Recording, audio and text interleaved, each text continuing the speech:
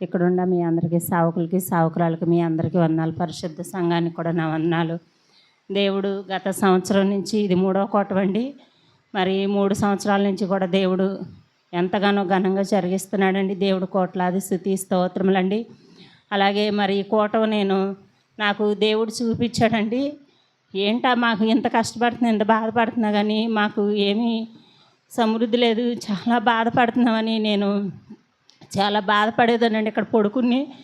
అయితే నాకు కూటం పెట్టమని దేవుడు నాకు చూపించాడండి. అమ్మ, ఎందుకు నీకు బాధపడతావు, నువ్వు కూటం సిద్ధపడి చేసుకో అని చెప్పి నా కళ్ళిప్పి చూసేసరికి ఎవరూ లేరండి. మరి అలాగే దేవుడు చూపించాడండి నాకు ఈ కూటం. మరి 3 సంవత్సరాల నుంచి కూడా నేను ఇది 3వ కూటం అండి. 3 సంవత్సరాల నుంచి కూడా పెట్టుకుంటున్నాను. మరి దేవుడు చెప్పిన కూటం అండి ఇది. మరి అట్లాగే తల్లిగారికి తండ్రి గారికి చెప్పినప్పుడు అమ్మ డేట్ కూడా రాస్తాము, పెట్టించుకోమ్మా అయితే అని అన్నారు. మరి అలాగే తండ్రి గారు తల్లిగారు కూడా మరి డేట్ పెట్టారండి. మరి ఇలా ఈ విధంగా కూటం ఏర్పాటు చేసుకుంటున్నామండి. మరి సంవత్సరం కూడా మరి సమృద్ధిగా లేదే అలాగాని నేను చాలా బాధపడ్డాను. మరి ఇంట్లో మెనువులు ఉంటే వేస్తామండి. మరి దేవుడు నాకు చూపించాడు. మరి అలాగే దేవుడు నాకు సిద్ధపరిచాడండి. సమృద్ధి కూడా దేవుడు కోట్లాది స్తుతి స్తోత్రములండి. మరి అలాగే నా భర్త గారికి మొన్నటి కాల సమయంలో చాలా బలహీనత వచ్చిందండి. మరి బాగా నడుము నొప్పి వచ్చేసి ఎప్పుడన్నా వస్తే 2 రోజులు ఉండి తగ్గిపోయేదండి. మరి అలా చాలా బలహీనత వచ్చేసింది. పని కూడా నేను చేయలేను అని అలా పడుకున్నాడండి. ఎప్పుడు అలా పడుకోలేదు.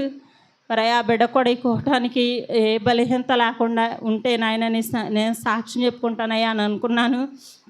మరి అలాగే దేవుడు ఎటువంటి బలహీనత లేకుండా ఒక ఇంజక్షన్ కూడా చేయించుకోలేదండి.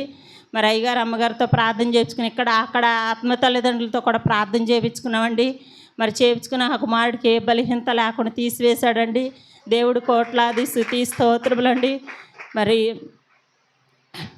యెహోషా గురించి కూడా ప్రార్థించండి. నా కుమారుడు సేవలో బలబోగా వాడబడాలని, మరి బలంగా ప్రార్థన చేయాలని ఆ కుమారుడు గురించి కూడా ప్రార్థించండి.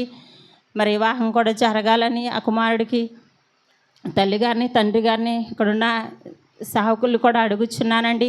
మరి ఆ బిడ్డకి ఇంకా మొన్న నాన్నగారు చెప్పినట్టుగా చేసామండి. మేము చేసినాక ఒక్కసారి వచ్చిందండి, మొన్న కొంచెం వచ్చిందండి. మరి అది కూడా ఇంకా తగ్గిపోవాలని మరి ఎంతగానో ఆత్మీయ తల్లిదండ్రులు ఇక్కడ ఉన్నాయి గారు అమ్మగారు కూడా ఎంతగానో మా కొరకు ప్రార్థన చేస్తున్నారండి.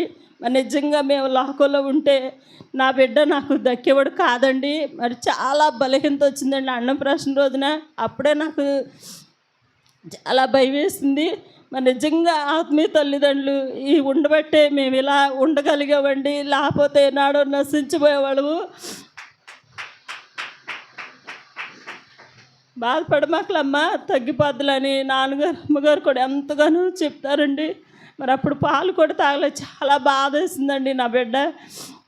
మరి నిజంగా దేవుడి మాటని బట్టి మరి ఆత్మీయ తల్లిదండ్రులు ఇక్కడ ఉన్న సకుల మాటని బట్టి నా బిడ్డలతో కూడా మంచి ఆరోగ్యాలు ఇచ్చాడండి. ఆ బిడ్డకి ఇంకా ఆ బిడ్డకి చేతి పని ఏదన్నా ఇవ్వాలని, మరి పెళ్ళైతే ఏమన్నా మరి ఆ బిడ్డకి మరి ఏం చేస్తున్నాడని అడుగుతారండి. మరి ఆ బిడ్డకి దేవుడి చిత్తం అయితే ఏదన్నా పని ఇవ్వాలని తల్లిదండ్రులు కూడా మీ అందరినీ కూడా ప్రార్థన చేయమని అడుగుతున్నానండి. మరి అవిలా గురించి కూడా ప్రార్థన చేయండి. ఆ బిడ్డ కూడా జాబ్ అంటుంది. మరి వివాహం కూడా సిద్ధపరచాలని మరొకటి వచ్చిందండి.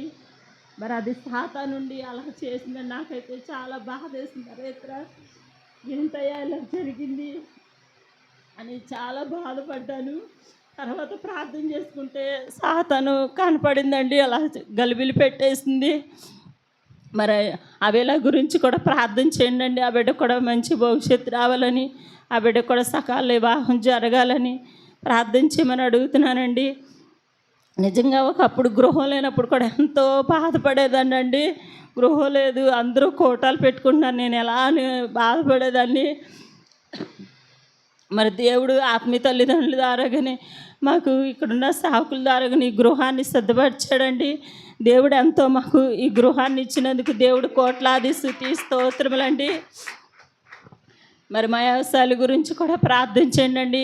ఇంకొక 2 ఎకరాలు ఎక్స్ట్రా తీసుకున్నాడు. నేట 3 చేతనాము, ఇంకా 2 తీసుకున్నాడండి. మా వ్యవసాయాల గురించి కూడా ప్రార్థించండి. మాకు ఇంకా కొంచెమేనండి. ఇప్పుడు దాకా తీర్చుకుంటూ వచ్చేసాం కష్టపరుచుకుని. మరి ఆ అప్పు కూడా తీరిపోవాలని తల్లిదండ్రులని మీ అందరినీ కూడా ప్రార్థించమని అడుగుతున్నానండి. మరి ఇంకా ఈ గృహానికి పనితనం ఉందండి, పనితనానికి కూడా సమృద్ధిగా ఇవ్వాలని. మరి ఏసీ కూడా నాన్నగారు వచ్చినప్పుడే నాకు ఆదేశిందండి. మరి అందరూ ఏసీలు కొనుక్కుంటున్నారు, మరి వాళ్ళకి పాపం చల్లని వాతావరణం నేను సిద్ధపరచలేకపోతున్నాను. చాలా బాధ అవుతుందండి. మరి మళ్ళీ వచ్చే కూటానికల్లా మేము ఏసీ కూడా కొనుక్కోవాలని ప్రార్థించేమని అడుగుతున్నానండి. నా బిడ్డల గురించి కూడా ముఖ్యంగా ప్రార్థించండి. మాకంటే ఏమీ లేదండి, మరి కష్టపడుకుని మేము తెచ్చుకుంటున్నామండి. ఏదైనా కష్టపడుకునే చేసుకుంటున్నాము. ఇదంతా కూడా నిజంగా మరి కష్టపడుతున్నామంటే మరి ఆత్మీయ తల్లిదండ్రులు ప్రార్థనేనండి. వాళ్ళ ప్రార్థనను బట్టే మాకు చిన్న చిన్న బలహీనతలు వచ్చినా కానీ ఎట్టే తగ్గిపోతున్నాయండి. ఏ హాస్పిటల్ పాలు చేయకోకుండా మమ్మల్ని దేవుడు ఎంతగానో కాపాడుతున్నాడండి. ఆత్మీయ తల్లిదండ్రుల ప్రార్థన కూడా అయ్యగారు అమ్మగారు ప్రార్థన బట్టేనండి. మరి మరి నా బిడ్డలకి కూడా వివాహాలు చేయటానికి కూడా మాది దేవుడి మీదే భారం వేసి దేవుడిని అడుగుచున్నానండి. వాళ్ళకు కూడా వివాహాలకి సమృద్ధిగా దేవుడు ఇవ్వాలని. మాకు కూడా ఒక ఇలువ అంటే మరి ఆస్తులు అంతస్తులు ఉంటేనే గౌరవం ఉంటుందని నాకు అప్పుడు తెలియలేదండి. మరి నాకు ఇచ్చిన పనులు అమ్మేసుకున్నాను. నాకు ఇప్పుడేంటో అది ఎందుకు అమ్ముకున్నావా అని చాలా బాధ వస్తుంది. మరి దేవుడు నాకు అందుకే నాది ఉంచలేదేమో, దేవుడు ఇస్తాడేమోనని అప్పుడప్పుడు అనుకుంటాను. ఆయన మీదే భారం వేసి నిజంగా నాకు గొప్ప దేవుడు ఉండాలే, నాకు బాధ ఎందుకులే అని అనుకుంటాను. ఆయనే మా ఆస్తి అని అనుకుంటానండి. మరి దేవుడు మమ్మల్ని ఈ రీతిగా ఇలా నిలబెడుతున్నాడండి. నా బిడ్డలకి వివాహాలకు కూడా సమృద్ధిగా దేవుడు ఇవ్వాలని ఆత్మీయ తల్లిదండ్రుని మరి అడుగుతున్నానండి. మాకంటే ఈ గృహం ఒక్కటేనండి. నా కుటుంబం గురించి ప్రార్థించమని ఆత్మీయ తల్లిదండ్రులు అడుగుచిన మీ అందరినీ కూడా అడుగుతున్నానండి.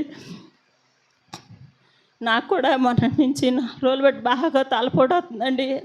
రేత్రిపూట అసలు ఎందుకు వస్తుందని నాకు చాలా ఎప్పుడు పాస్తుండే ఎప్పుడు కోటాలు పెట్టి నాకు తలపోటు అంటే తెలియదండి. అయ్యా ఈ తలపోటు కూడా లేకుండా ఉంటే నేను సాక్ష్యం చెప్పుకుంటానయ్యా అనుకున్నాను.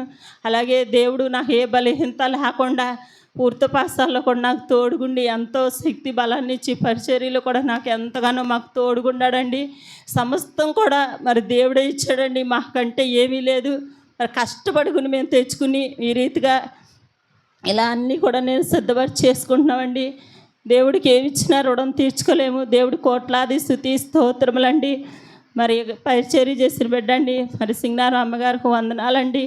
మరి ఆ బిడ్డ రాత్రి నుంచి మాతో పాటు కూడా పరిచర్య చేసిందండి. ఆ బిడ్డకు వందనాలు తెలియచేసుకుంటున్నానండి. మరి మా అయ్యగారు అమ్మగారు కూడా మరి మా అయ్యగారు కూడా ఎప్పుడూ నాకు మేము కూటమి పెట్టుకున్న నాకు పూలు తెచ్చాడండి. ఇవాళ చాలా సంతోషం వేసింది. మరి నేను తీసుకొచ్చుకున్న పోయిన సంవత్సరం ఈ సంవత్సరం తేలపోయినని బాధపడ్డాను. మరి అయ్యగారు అమ్మగారు కూడా మాకు పూలు తెచ్చారండి. మరి వాళ్ళకు కూడా నా కృతజ్ఞత వందనాలండి. రాజుకి కూడా సకాలంలో బిడ్డకి వివాహం జరగాలని, ఆ కుమారుడు కూడా మంచి భవిష్యత్తులో ఉన్నాడండి. మరి ఆ బిడ్డ వివాహం గురించి కూడా ఆత్మీయతల్ని ప్రార్థించేయమని అడుగుతున్నానండి. మరి అలాగే ఎస్తేరి గారండి, మా బుజ్జి గారంటే తెలిసింది, ఆమె కూడా పరిచర్య ఎంతగానో చేసిందండి. ఎలాగని అనుకున్నాను. మరి ఆ బిడ్డ కూడా ఎంతో పరిచర్య చేసిందండి. ఆ బిడ్డ కూడా నా వందనాలండి. మరి మేరీ హెలన్ గారు వచ్చారండి, ఆమె కూడా చేస్తున్నారండి. ఆమె కూడా నా వందనాలండి. మరి రేపుకా అమ్మగారండి, ఆమె కూడా వచ్చింది, ఆమెకు కూడా నా వందనాలండి. ఆమె కూడా అయ్యగారిదే కొంచెం చేస్తుందండి, ఆమెకు కూడా నా వందనాలు. మీ అందరూ కూడా నా వందనాలు. మా కుటుంబం గురించి కూడా ప్రార్థించండి. మా ఎస్ఎల్ గురించి కూడా ప్రార్థించండి.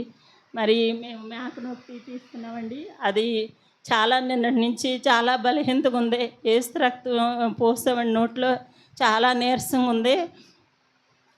అయితే అయ్యా అదేమి దానికి ఏ బలహీనత లేకుండా ఉంటే నేను సాక్ష్యం చెప్పుకుంటానయ్యా, అది తగ్గిపోవాలని అనుకున్నానండి.